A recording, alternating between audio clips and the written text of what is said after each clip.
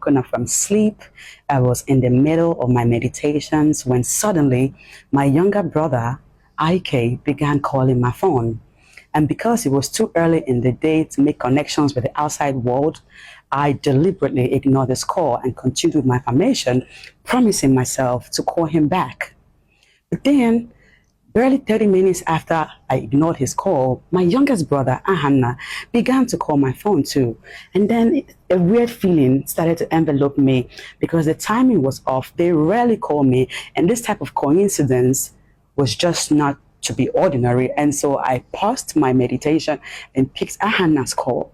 And I said, Ahanna Eke, how are you? He said, Sister, I'm not fine. I said, what happened? He said, Sister, mommy is dead.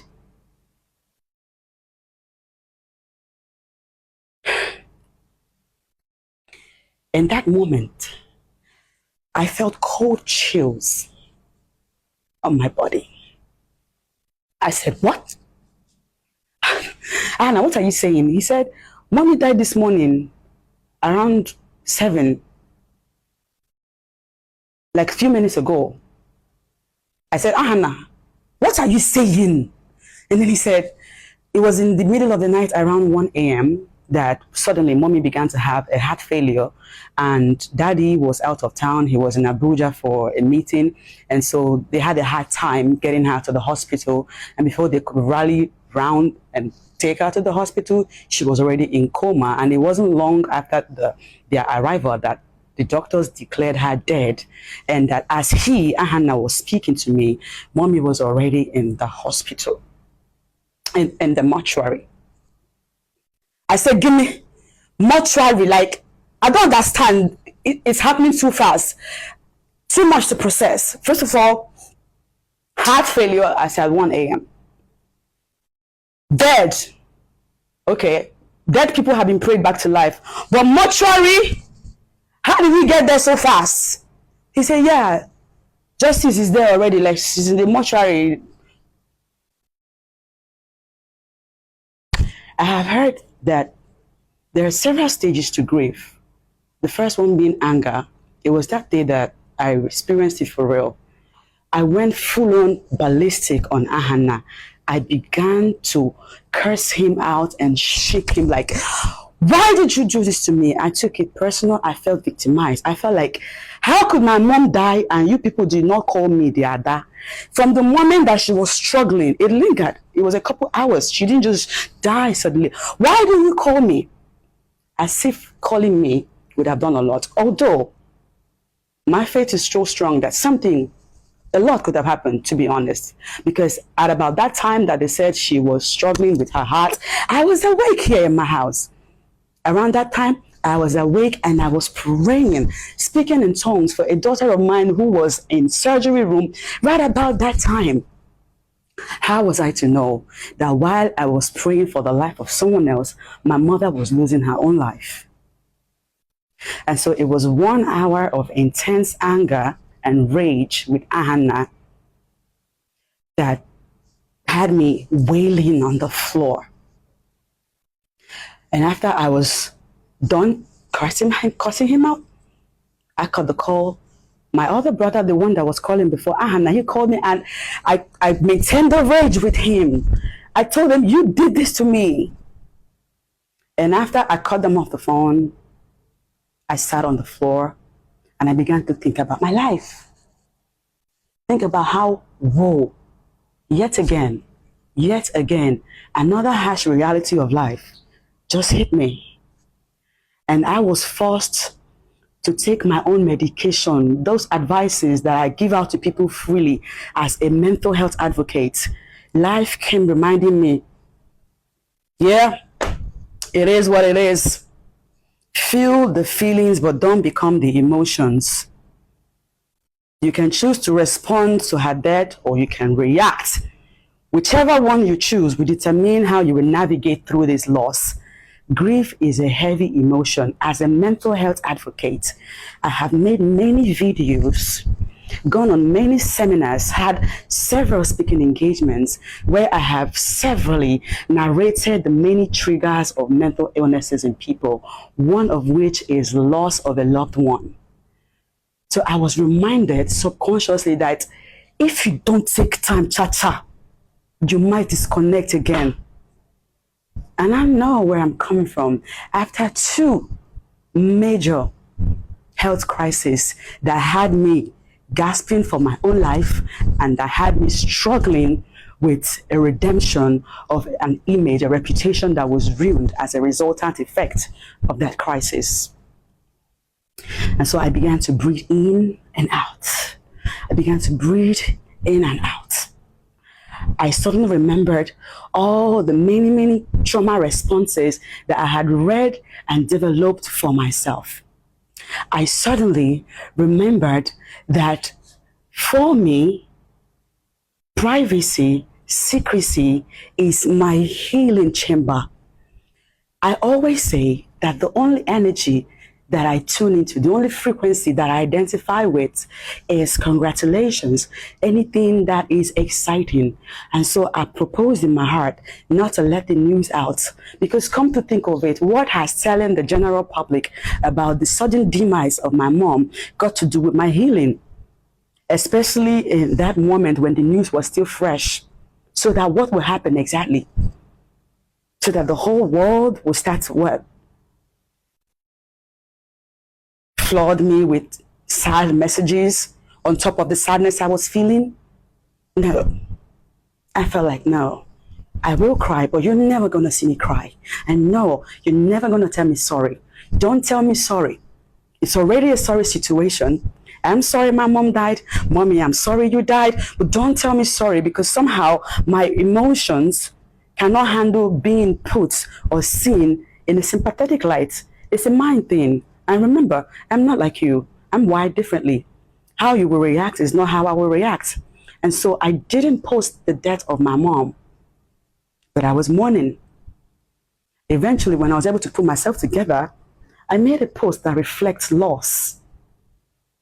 If you scroll down my Instagram and Facebook, you will see the very next day, being the 20th of February, that I posted several videos, but the first one and the first slide is the one where there are individuals in tremendous pain and anguish and sorrow, and they're wailing out like, ah!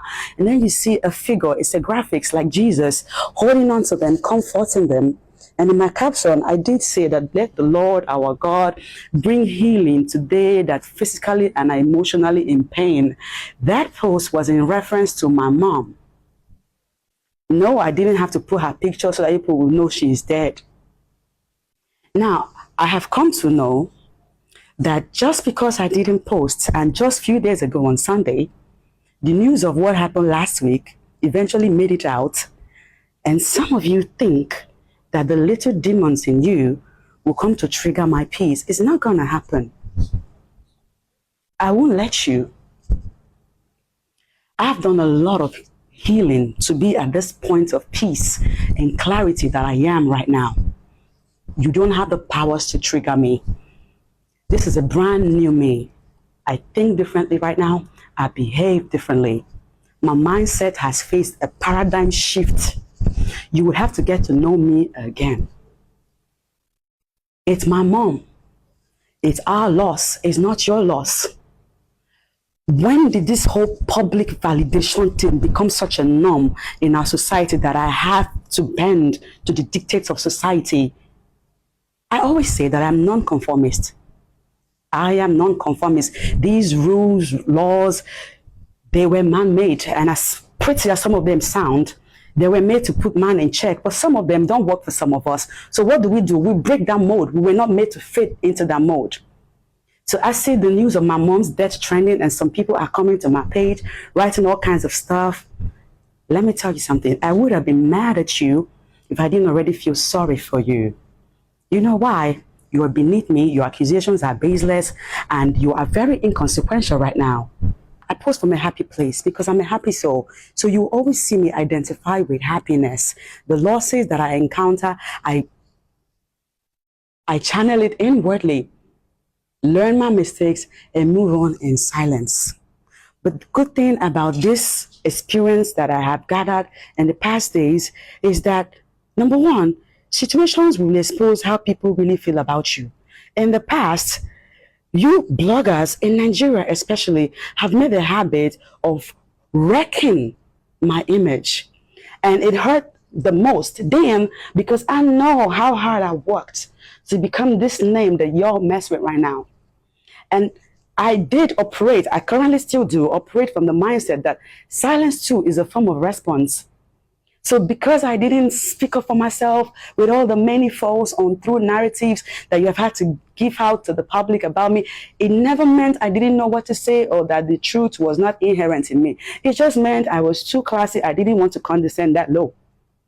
But now also I know that while silence can be a form of response, expression too is also a response. So this video is to tell you that, listen, it's not everything that has to do with me that I will put out at the time you expect me to.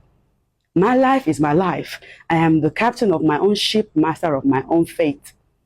I'm so glad that being away from public eye has given me room to heal, cry, and I'm starting to recover on the loss of my mom. And let me tell you this for free. I have heard in the past from people that have encountered extreme grief, people that have been triggered mentally by grief, that what made them sleep is the fact that they couldn't bear to see their loved one suddenly dead. They couldn't bear to see them stiff. They couldn't bear to see them in that coffin. They couldn't bear to see them being lowered into the ground. They never recovered from it. Some people tell me that they don't sleep at night till days because every time they shut their eyes, the image of their mom, dad, brother, sister, son, daughter, whoever it is, flashes in their brains. Listen, some of us have a photographic memory and we are cautious what we see into it or what we let creep into it. As I make this video, I'm still unsure whether I will attend my mom's burial. And if I do, I'm pretty sure I will not want to see her corpse because the memory of her that I want to preserve in my head, in my subconscious forever, are the happy memories of all the times that we laughed and gossiped and threw word banters and been like, woo, mommy. That's it. That's what I want. I don't want to see my mother dead. I don't want to see her stiff. I don't want to see her in the coffin. So that what will happen? I will not be messed up mentally. Why do we have to wreck the living in honor of the dead? Don't get it twisted. If you have the heart to take on the dead, carry them on your body, dress them up, sit in the ambulance with them, by all means do. But some of us have come to know our strengths and weaknesses, and we will work in alignment with what works because we cannot keep falling apart every time. Now, to the people that currently are on my pages cursing out, I pray you heal. I'm not your problem. And for the people that posted my mom's death as a form of validation, you need healing too. And the people that have sent condolence messages to the post they have seen, God bless you. You can now feel free to express your deepest condolence underneath this post. Because why not? I finally let it out. May the gentle soul of my beloved mother, Barrister Nneka Elizabeth, A.K., my best friend,